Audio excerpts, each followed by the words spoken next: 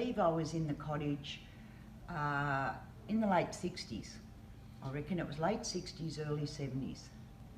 You know, walking through here today was just amazing, because even things that I didn't think I remembered just sort of came flooding back, and just the emotion that it brought back, you know, like I had goosebumps while I was walking through. Just being here is a real emotional walk down memory lane for me.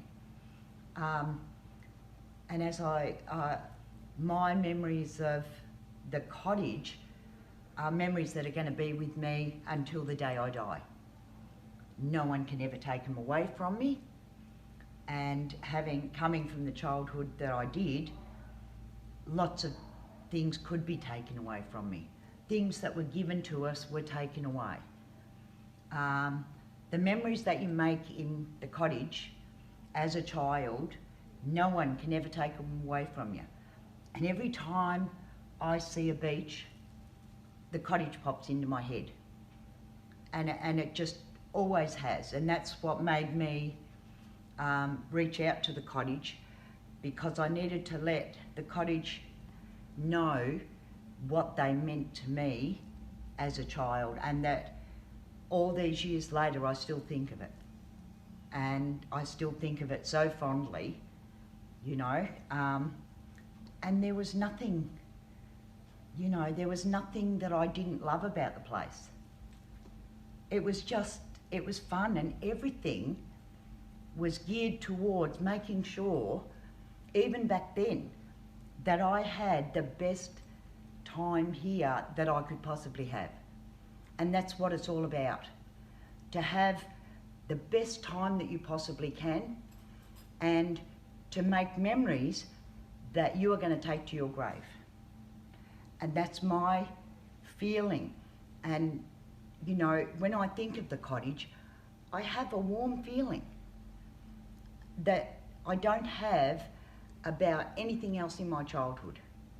You know, it's the one thing that when I think of, I feel warm about. And that's the only way I can describe the cottage to you. You know, it's just a beautiful place. It was back then, and from what I've seen today, it is now. So, you know, if you're a parent wanting to, you know, and your child's coming here, your child's going to have the memories, these beautiful memories, no matter what bad things are happening in their lives now, your child's going to have these beautiful memories for the rest of their lives. When I first came, even the building itself was very formidable. You know, it was a big square building type thing. And Mrs. White was the matron. And she scared the hell out of me when I first met her. Very austere woman, no nonsense type, you know, headmistress. And, you know, black glasses sort of thing. And yeah, I was terrified. And I thought, oh, hopefully I don't get into trouble and have to speak to this lady. And you know what, after a couple of days, Mrs. White was a softie. She really was. And when my mum had said to me that she had gone to the cottage previously as a child, and she said they had a book that had names in it, and she said you asked them to show you when I went there. And I got called to Mrs. White's office, and I thought, oh, I'm in trouble, what did I do? And it was to show me my mum's name in this book.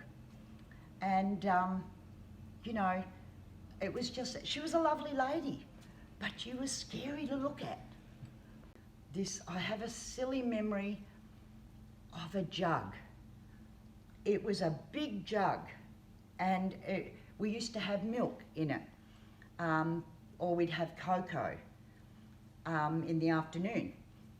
And I'd be like, oh, please don't ask me to get the jug, please don't. And sure enough, they'd ask me to go and get the jug. And it It was quite big and cumbersome, and it was a big enamel jug. And I didn't like carrying that jug, and that's the worst thing. That was the worst thing that happened at the cottage. You know, so in reality, there was nothing bad about the cottage, nothing at all. It was a wonderful place, and I believe it still is. I remember the old tram. We loved running around the old tram and playing on that. And I remember the craft room where we made these silly little trinket things out of a scallop shell. And I thought that was the most beautiful thing I'd ever laid eyes on, because I made it and I got to take it home, you know. But it's not only that, for me, it was the fact that I had 3 meals a day, I had clean clothes, I had a bath every night, you know, and these were things that I didn't have at home. So, you know, they were just wondrous to me that these things happen to normal people. I feel that no matter what bad things are happening in their lives, you know, you have to have something to give you hope and to know that there are caring people out there. In some instances, you know, as a child, you think, you know, this is my lot, you know, and that's how I thought. I thought, this is my lot. And then I came here and I realised, wow, there are caring people out there who really care what happens to me and who really want me to have the best memories, even if I don't have another good memory. I've got this one that I'll hang on to forever. So that's how important it is to a child to have this great memory, because it might be the only good one they have.